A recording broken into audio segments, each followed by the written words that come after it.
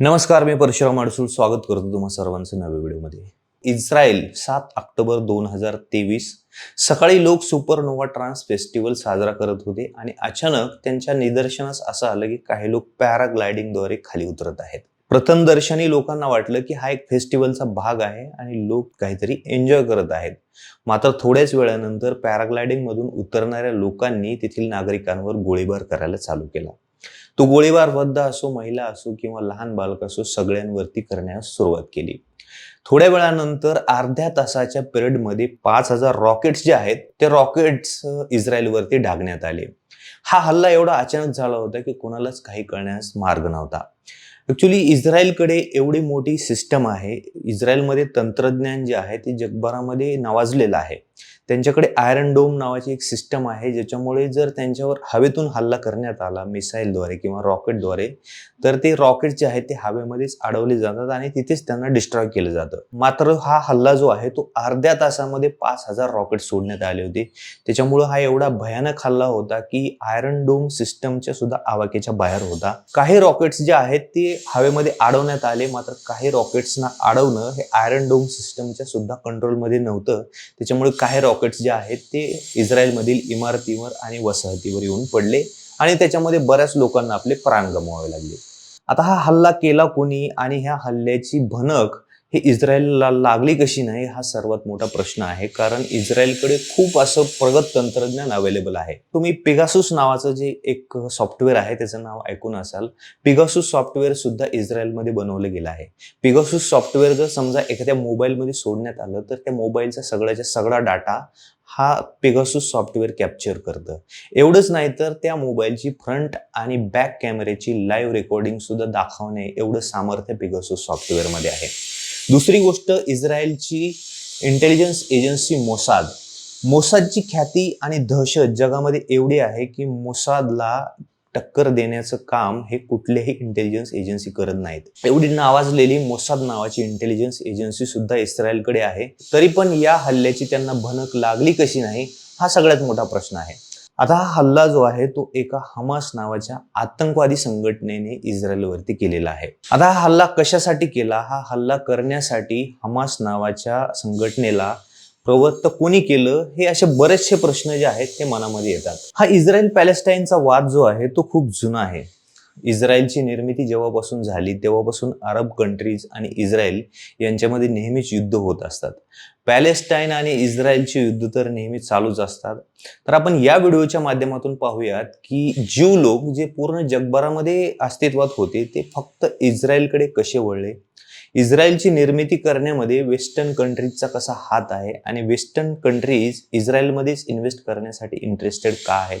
त्याच्यानंतर 1948ला इस्रायलच्या निर्मितीपासून ते 2023 पर्यंत किती युद्ध इस्रायल आणि अरब कंट्रीजमध्ये झाले, त्याच्यामधील युद्ध जिंकले कोणी आणि आता जी परिस्थिती आहे ती काय सांगते, या परिस्थितीवरून मिडल ईस्टमध्ये कसे परिणाम भविष्यामध्ये होऊ शकतात, या सर्व गोष्टींचा आढावा आपण या व्हिडिओच्या माध्यमातून घेऊया. אזרחי ישראל, אנחנו במלחמה, לא במבצע, לא בסבבים, במלחמה.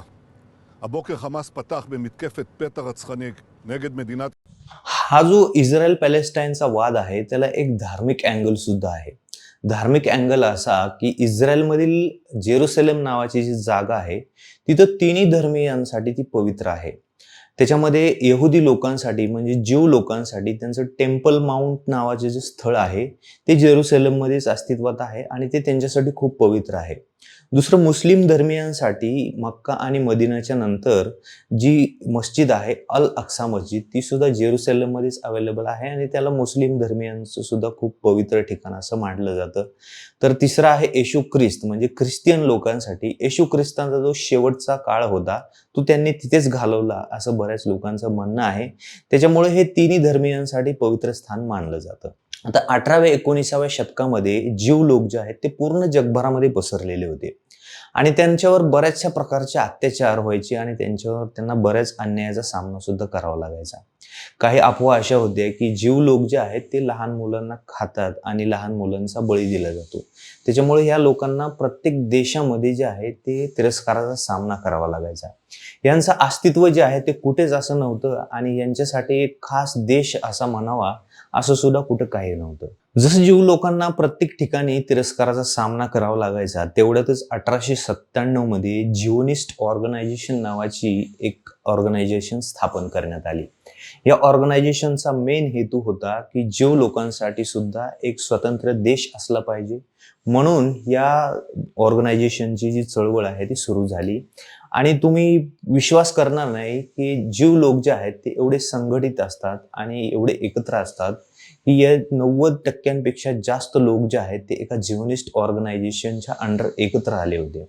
त्याच्यानंतर पहिल्या महायुद्धाला सुरुवात झाली आणि पहिल्या महायुद्धामध्ये स्वतःच्या इंटरेस्टसाठी इंग्लंडने हे असं अनाऊन्स केलं की Palestine is the national home for the ज्यूज पीपल. इंग्लंडने ही जी अनाऊन्समेंट केली होती की Palestine is the national home for Jewish people, याला बेल्फोर डिक्लेरेशन असं सुद्धा म्हटलं जातं.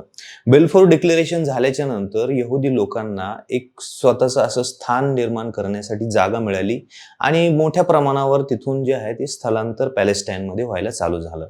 त्याच्यानंतर दुसऱ्या महायुद्धाची सुरुवात झाली आणि दुसऱ्या महायुद्धामध्ये हिटलरच्या आईवर ज्यूइश लोकांनी अन्याय केला होता, म्हणून हिटलरच्या मनामध्ये त्यांच्याविषयी खूप राग होता आणि हिटलरने या लोकांना एवढ्या क्रूर पद्धतीने मारलं होतं की ऐकणाऱ्याचा सुद्धा थरकाप उडेल. तर हिटलरने ज्यूइश लोकांना एवढ्या मोठ्या प्रमाणात मारल्यानंतर सेफ असं कुठं काही राहिलं नव्हतं ज्यूइश लोकांसाठी, म्हणून त्याच्यानंतर पॅलेस्टाईनमध्ये जाण्याचा जो ओघ आहे तो खूप मोठ्या प्रमाणामध्ये वाढला होता आणि त्याच्यानंतरच पॅलेस्टाईनमध्ये ज्यूइश लोकांचं प्रमाण हे भरभराटीने वाढत गेलं. आता 18व्या-19व्या शतकामध्ये आणि 1947-48 या दोन्हींची जर तुलना केली तर 18व्या-19व्या शतकामध्ये तिथे पॅलेस्टाईनमध्ये सर्व धर्मीय लोक राहायचे.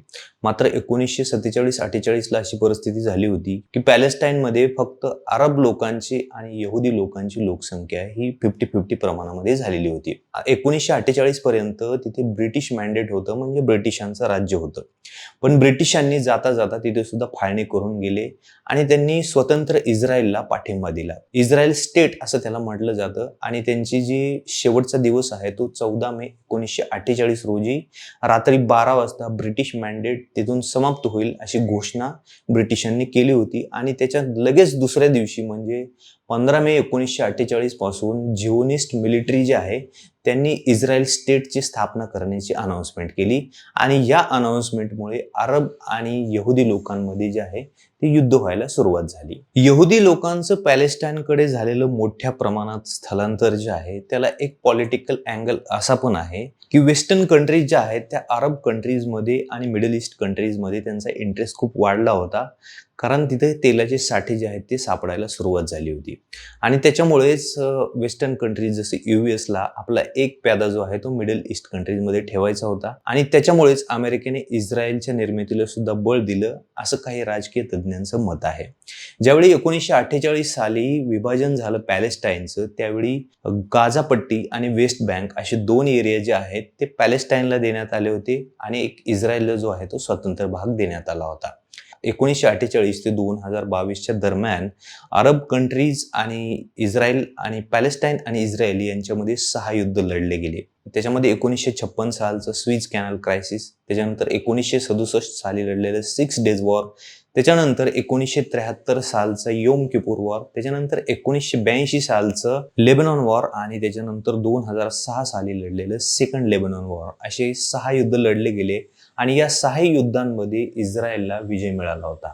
याचं कारण होतं त्यांच्याकडे प्रगत असलेलं तंत्रज्ञान आणि दुसरं त्यांच्या मागे असलेली US नावाची महाशक्ती. तर या पॉवरच्या जीवावर इस्रायलने बराचसा पॅलेस्टाईनचा भाग जो आहे तो इस्रायलमध्ये काबीज केला होता. 1948 साली जेवढा भाग हा इस्रायलला देण्यात आला होता तो भाग आणि आत्ताचा जो तिथला मॅप आहे या दोघांची कंपॅरिझन जर केली तर यामध्ये खूप मोठी तफावत आपल्याला पाहायला मिळते. इस्रायलने पॅलेस्टाईनचा बराचसा भाग जो आहे तो त्यांनी काबीज केलेला आहे.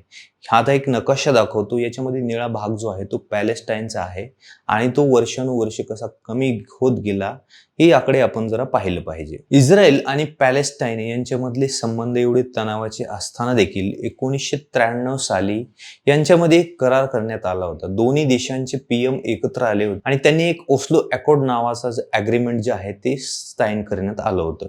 त्याच्यामध्ये शांतता आणि सुव्यवस्था दोन्ही देशांमध्ये नांदली पाहिजे असे बरेचसे करार निर्माण केले होते आणि या करारासाठी त्यांना शांततेचा नोबेल पुरस्कार देखील देण्यात आला होता.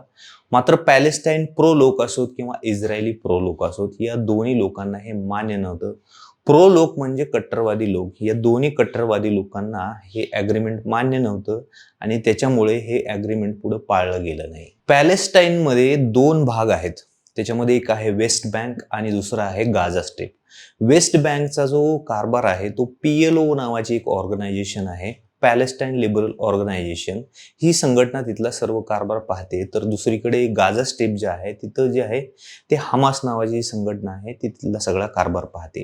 मात्र गाझा स्ट्रीपमध्ये ज्या काही जीवनावश्यक वस्तू आहे, पाणी असो, लाईट असो किंवा तिथे हॉस्पिटलच्या सर्व्हिसेस असो किंवा गॅस असो, ते सगळ्या गोष्टींचं कंट्रोल इस्रायलमध्ये आहे. इस्रायल हवं तेव्हा त्यांना ते पुरवू शकतं आणि हवं तेव्हा बंदही करू शकतं. गाझा स्ट्रीपमध्ये जाण्यासाठी आणि गाझा स्ट्रीपमधून बाहेर येण्याची परमिशन सुद्धा इस्रायलकडून घ्यावी लागते आणि तेव्हाच तिथून माणूस हा जाऊ शकतो आणि बाहेर सुद्धा येऊ शकतो. तर आता हा जो इस्रायलवरती हल्ला चढवलेला आहे तो हमास या संघटनेने चढवलेला आहे. हमास ही संघटनेचं अस्तित्व हे फक्त गाझा स्ट्रीपमध्ये आहे. हमासला बऱ्याच देशांचं बळ आहे, ज्याच्यामध्ये लेबनॉन आहे, इराण आहे आणि त्याच्यानंतर सिरिया. या 3 कंट्रीज ज्या आहेत त्या हमासच्या फेवरमध्ये आहेत आणि त्या खुलेआम इस्रायलला जे आहेत ते अपोज करतात. आता हे जे कृत्य केलेलं आहे हमास या आतंकवादी संघटनेनं, हे कुठल्याही प्रकारे याचा सपोर्ट केला जाऊ शकत नाही, कारण हे एक नागरिकांवर केलेला हल्ला आहे आणि हे एक आतंक आहे आणि आतंकवादीचं कुठल्याही प्रकारे समर्थन मी तरी वैयक्तिकरित्या करत नाही. आता ज्या दिवशीपासून हमासने इस्रायलवरती हल्ला चढवला त्या दिवशीपासून आजपर्यंतची परिस्थिती जर पाहिली तर त्याच्यामध्ये खूप मोठ्या प्रमाणामध्ये चेंजेस झालेले आहेत. हमासने हल्ला चढवल्यानंतर इस्रायलने सुद्धा त्यांना जोरदार प्रत्युत्तर दिलेलं आहे. गाझा स्ट्रीपमध्ये बरेचसे ठिकाणी इस्रायलने जी आहे ती बॉम्बिंग केलेली आहे आणि गाझा स्ट्रीपमध्ये हमासचे जे काही अड्डे असतील ते सुद्धा इस्रायलने उद्ध्वस्त केलेले आहे. इस्रायल जे आहे ते आता डायरेक्ट फिनिश मोडमध्ये आलेलं आहे. इस्रायलने वॉर्निंग सुद्धा दिलेली आहे की गाझा स्ट्रीपमध्ये जे काही पॅलेस्टाईनचे नागरिक असतील त्यांनी तिथला एरिया सोडावा आणि आपला ठिकाणा जो आहे तो दुसरीकडे पाहावा. तर या सर्व गोष्टीमुळे आंतरराष्ट्रीय स्तरावर सुद्धा याचे पडसाद उमटत आहेत. हमास या संघटनेला समर्थन देण्यास लेबनॉन, इराण, सिरिया असे देश त्यांच्या समर्थनात उतरलेले आहेत. तर दुसरीकडे इस्रायलच्या समर्थनामध्ये US, UK, फ्रान्स असे देश USच्या समर्थनात तर आहेतच, पण त्यांना मदत सुद्धा पुरवली जाते. दुसरीकडे गाझा स्ट्रीपमध्ये जीवन आवश्यक वस्तूंचा पुरवठा इस्रायलमध्ये होतो, तो पुरवठा सुद्धा इस्रायलने आता बंद केलेला आहे. हॉस्पिटलमध्ये ॲडमिट असलेल्या लोकांना सुद्धा तिथे सुविधा मिळत नाहीत, एवढी भयानक परिस्थिती सध्या गाझा स्ट्रीपमध्ये दिसून येते. शांततेशिवाय कुठल्याही गोष्टींचं सोल्युशन निघत नाही, ही गोष्ट एक प्रकारे खरी आहे. आपण लांब बसून हे फक्त युद्ध पाहत आहोत आणि आपल्याला वाटतं की इकडचे लोक एवढे मेले, तिकडचे लोक तेवढे मेले. जे लोक हमासच्या किंवा पॅलेस्टाईनच्या समर्थनात आहेत त्यांना इस्रायलचे लोक गेल्यानंतर आनंद वाटत असेल, जे लोक इस्रायलच्या समर्थनात आहेत त्यांना गाझा स्ट्रीपमधील लोक किंवा पॅलेस्टाईनमधील लोक गेल्यानंतर आनंद वाटत असेल, पण ही गोष्ट अतिशय चुकीची आहे. जेव्हा एक आपण सामान्य माणूस म्हणून बघतो तेव्हा युद्धजन्य परिस्थितीमध्ये स्वतःला सांभाळणं हे खूप मुश्किल असतं. कुठून काय येईल आणि कसं कुणाचा जीव जाईल याची कुठलीही हमी नसते आणि याचं सगळं सोल्युशन जे आहे ते शांततेमध्येच आहे, असं माझं वैयक्तिक मत आहे. जर ही माहिती तुम्हाला आवडली असेल तर कृपया लाईक करा, कमेंटमध्ये तुमचं वैयक्तिक मत मांडा, तुमच्या मित्रांसोबत सुद्धा ही माहिती शेअर करा आणि अशाच व्हिडिओच्या माहितीसाठी माझ्या चॅनलला सबस्क्राईब करा. भेटूया पुढच्या व्हिडिओमध्ये, तोपर्यंत धन्यवाद.